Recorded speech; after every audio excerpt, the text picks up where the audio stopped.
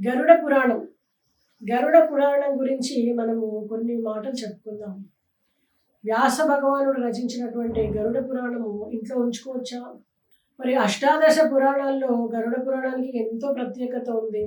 మరి ఎంతో ప్రాధాన్యత ఉంది. అయితే మిగతా పురాణాలు చదివినంత తేలిగ్గా, ఆసక్తిగా గరుడ పురాణం చదవడానికి చాలామంది ఇష్టపడరు. అందుకు కారణం ఏంటి? గరుడ పురాణం పట్ల వారికి గల అపోహని ఎందుకు ఏర్పరచుకున్నారు వాళ్ళు? ఈ పురాణంలోని విషయాలు గరుత్మంతుడి సందేహాలను తీర్చడానికి శ్రీ మహావిష్ణువు చెప్పేటువంటి సమాధానాలుగా మనకు కనిపిస్తాయి అన్నమాట. అందుకే దీనికి గరుడ పురాణం అని పేరు. జీవి దేహాన్ని వదిలిన తర్వాత అనంతరం ఆత్మ ప్రయాణం ఎలా ఉంటుంది, జీవికి ఎదురయ్యేటువంటి పరిస్థితులు ఏంటి, ఈ పురాణంలో చాలా స్పష్టంగా పేర్కొనడం జరిగింది. ఈ కారణంగా కొన్ని ప్రాంతాల్లో, కొన్ని కుటుంబాల్లో శ్రాద్ధ సమయాల్లో గరుడ పురాణం చదవడం ఆనవాయితీగా వస్తుంది అన్నమాట. అయితే ఇలాంటి సందర్భాల్లో గరుడ పురాణం చదవడం వలన చనిపోయిన తమ కుటుంబ సభ్యులకు ఉత్తమ గతులు ప్రాప్తిస్తాయని, దానికి చేయవలసినటువంటి విధులు ఎలా ఉంటాయో కూడా మనకి ఈ పురాణాల్లో చెప్పడం జరిగింది. అయితే ప్రతి మనిషికి కూడా కొంత భయం ఉంటుంది. చావు అనగానే కొంత భయం ఉంటుంది. అయితే ఎలా, మన ఆత్మ ఎలాగా, నిజమేనా, తర్వాత ఎక్కడికి వెళ్తుంది, ఏవేవో కష్టాలు అంటారు కదా, అలా నిజంగా మన ఆత్మ కష్టాలు పడుతుందా, ఇలాంటి ఎన్నో అపోహలు ఉంటాయన్నమాట. అయితే ఈ కారణంగానే చాలామంది గరుడ పురాణం చదవడానికి భయపడుతూ ఉంటారు. ఎవరి ఇంట్లో కనిపించకుండా మాయమైపోయింది గరుడ పురాణం. ఎందుకంటే భయం, ఎవరి నోట వినిపించకుండా పోయింది. పరలోకంలో ఆత్మగా జీవుడు కొనసాగించేటువంటి యాత్ర గురించి వ్యాస భగవానుడు రచించాడు కనుక నిస్సందేహంగా ఈ పురాణాన్ని చదవచ్చు అని మన శాస్త్రము చెప్తోంది, మన పండితులు చెప్తూ ఉన్నారు. అయితే కొన్ని విషయాలను, పాపాలని గరుడ పురాణం చెప్తోంది. మరి ఎలాంటివి అవి? ఆత్మహత్య, బ్రహ్మహత్య, శిశుహత్య, గోహత్య, స్త్రీ హత్యలతో పాటుగా గర్భపాతం చేసేవాళ్ళు, రహస్యంగా పాపపు పని చేసేవారు, గురువులను కానీ, పండితులను కానీ, దేవతలను కానీ, స్త్రీ శిశువులను కానీ అలాగే బాధ పెట్టేవాళ్ళు, అలాగే వారి ధనాన్ని అపహరించేవారు. అంటే గురుధనం, పండితుల ధనం, దేవతాధనం, స్త్రీధనం, శిశుధనం ఎవరైతే హరిస్తారో వాళ్ళకి నరకంలో తప్పకుండా కూడా శిక్షలు ఉంటాయని, అనుభవించక తప్పదని చెప్తూ ఉంటారు. అలాగే అప్పు తీర్చని వారు, పరుల ద్రవ్యాన్ని అపహరించేవారు, విశ్వాసఘాతకులు అంటే నమ్మించి మోసం చేసేవాళ్ళు, ఇతరులను హత్య చేసేవాళ్ళు, దోషులని పొగిడేవాళ్ళు, మంచి వాళ్ళని నిందించేవాళ్ళు. అంటే వీళ్ళు ఏమీ పెద్ద పెద్దవి చేయకపోయినా తప్పు చేసిన వాళ్ళని పొగడడం కానీ, తప్పు చేయకుండా మంచిగా ఉన్న వాళ్ళని నిందించడం చేసినా కూడా అంతే పాపం కలుగుతుందట. మరి రుణగ్రస్తులను ఎగతాళి చేసేవారు, వాళ్ళకి ఏ కష్టం వచ్చిందో వాళ్ళు రుణాలు పాలయ్యారు, తీర్చగలిగితే తీర్చండి, అంతేగాని వాళ్ళని ఎందుకు వీళ్ళు అప్పులు చేశారు అలా ఇలా నిందిస్తుంటారు కొంతమంది, అంతా వీళ్ళకే తెలుసు అన్నమాట. అది చాలా పాపం అన్నమాట. రుణగ్రస్తులను ఎగతాళి చేసేవాళ్ళు, సత్పురుషులతో స్నేహం చేయని వారు కూడా పాపులేనట. మరి పుణ్యతీర్థాలను, సజ్జనులను, సత్కర్ములను, గురువులను, దేవతలను నిందించేవాళ్ళు, యమలోకంలో దక్షిణపు మార్గాన నడవాల్సి ఉంటుందని, దక్షిణం అంటే నరకానికి మార్గం అని అంటూ ఉంటారు.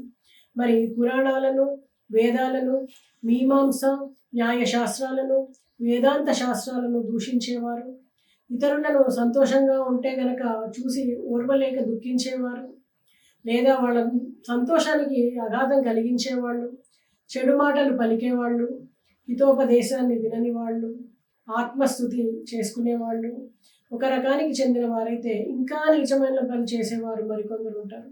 అంటే తల్లిదండ్రుల్ని కానీ, గురువుని కానీ, ఆచార్యులను కానీ అవమానించేవారు, భార్యను అకారణంగా ద్వేషించి విడిచిపెట్టేవాళ్ళు, భార్య మానసిక తాపానికి గురి అయ్యేలా చేసిన వాళ్ళు, ఏదైనా ఇస్తానని మాట ఇచ్చి తప్పినవారు, ఇచ్చిన దానిని తిరిగి తీసుకునేవాళ్ళు, దానం ఇచ్చి బాధపడేవారు, వీళ్ళందరూ కూడా వైతరుణిని దాటక తప్పదు అనేసి మన శాస్త్రవచనం. దానం చేసేవారికి ఇవ్వవద్దని ఆపేవాళ్ళు కూడా అంతే పాపం చేసిన వాళ్ళు అవుతారు. యజ్ఞాన్ని విధ్వంసం చేసేవాళ్ళు, హరికథకు విఘ్నం కలిగించేవాళ్ళు, పరుల భూముల్ని, సరిహద్దుల్ని చెరిపివేసి ఆ భూమిని ఆక్రమించేవాళ్ళు, పశువులకి మేత లేకుండా చేసేవాళ్ళు, పశుహత్య చేసేవాళ్ళు, యమలోకంలో దక్షిణ మార్గాన ఉన్న వైతరిణిలో కూలబడవలసి వస్తుంది.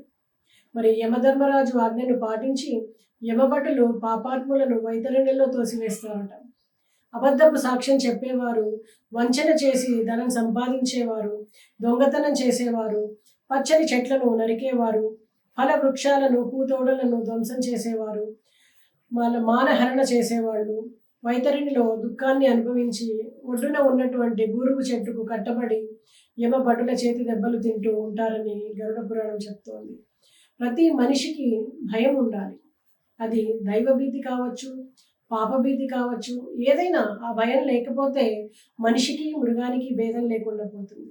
అందుకే ఋషులు ఎంతో ముందు చూపుతో ఈ పురాణాలను రచించి మానవ జాతికి అందించారు. మరి ఈ పురాణాలన్నిట్లోనూ అది చేస్తే పాపం, ఇది చేస్తే పాపం భయపెడుతున్నట్టే ఉంటుంది. దాంతో వాటిని పక్కన పడేస్తాం. వాస్తవానికి మనిషిని సత్ప్రవర్తనలోకి ఉంచడానికి అందుకే మన పెద్దలు అంతగా భయపెట్టారు. గరుడ పురాణంలో అన్ని ఇలాంటి విషయాలే ఉంటాయి. మనిషిగా బతకాలంటే గరుడ పురాణము ఎలా ఉండాలి మనిషి అని చెప్తుంది. అంటే గరుడ పురాణం మనిషిని సన్మార్గంలో నడిపించడానికి మన పెద్దలు రాసినటువంటి మహత్తరమైన గ్రంథం అని చెప్పచ్చు. దీన్ని చదవడం వల్ల మనిషి తన జీవితాన్ని మంచి మార్గంలోకి మలుచుకోవడానికి ప్రయత్నిస్తారు. అయితే బలహీన మనస్కులు దీన్ని చదవడం వల్ల చలించిపోతారు.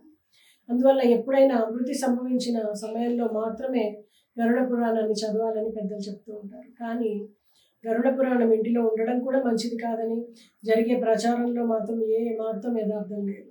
సో అందరూ ఇంట్లో గరుడ పురాణాన్ని పెట్టుకోవచ్చు, అది చదవచ్చు, దాని విషయాలను ఇంకోళ్ళతో చర్చించవచ్చు. చదవలేని వాళ్ళకి అది అర్థమయ్యేలా మీరు చెప్పచ్చు. దాని ద్వారా అంతే పుణ్యం వస్తుంది. అలాగే మన జీవన గమ్యం సన్మార్గంలో వెళ్ళడానికి, వేరే వాళ్ళని సన్మార్గంలో నడిపించడానికి తోడ్పడుతుంది. సర్వం శ్రీకృష్ణ అర్పణమస్తు.